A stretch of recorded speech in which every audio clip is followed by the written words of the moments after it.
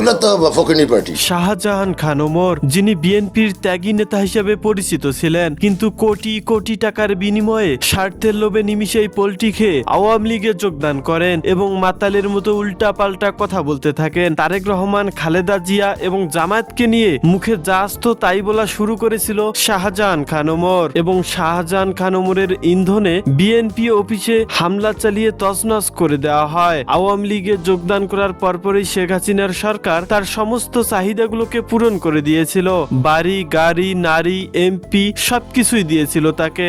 এর পেছনে রহস্য ছিল 2022 সালের সংসদ নির্বাচনকে বৈধতা দেওয়ার জন্য বিএনপির সমস্ত নেতাগুলোকে প্রস্তাব দেওয়া হয়েছিল। তার মধ্যে যারা লোভী ছিল তারাই দল থেকে ছিটকে পড়ে গেছে। আর এমনটা করতে গিয়ে একুল অকুল দুকুল হারিয়েছে শাহজাহান খান ওমর সহ আরো কয়েকজন। বিএনপি ক্ষমতায় আসলে শাহজাহান খান ওমর হতো মন্ত্রী, কিন্তু তার আগেই দল থেকে